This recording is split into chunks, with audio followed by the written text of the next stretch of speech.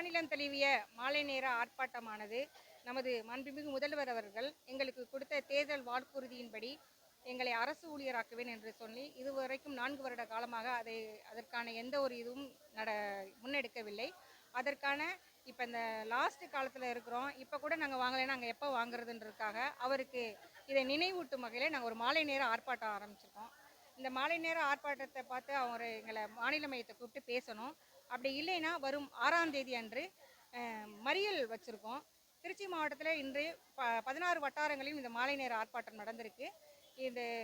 இதற்கான தீர்வு கிடைக்கவில்லை என்றால் நாங்கள் வரும் 6ஆம் தேதி அன்று ஜனவரி 6 அன்று காலை 10 மணிக்கு நமது மாவட்ட ஆட்சியர் முன்பு மறியல் போராட்டம் பண்ண காத்திருக்கோம்.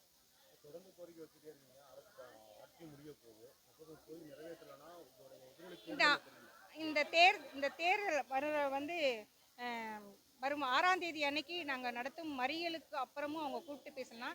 எங்களுடைய தொடர் போராட்டம் மூலமாக நாங்கள் எங்களுடைய எதிர்ப்பை தெரிவிப்போம். என்னுடைய பேர் ராணி. நான் மாநில செயலாளர், தமிழ்நாடு அங்கன்வாடி ஊழியர் மற்றும் உதவியாளர் சங்கம், திருச்சி மாவட்டம்.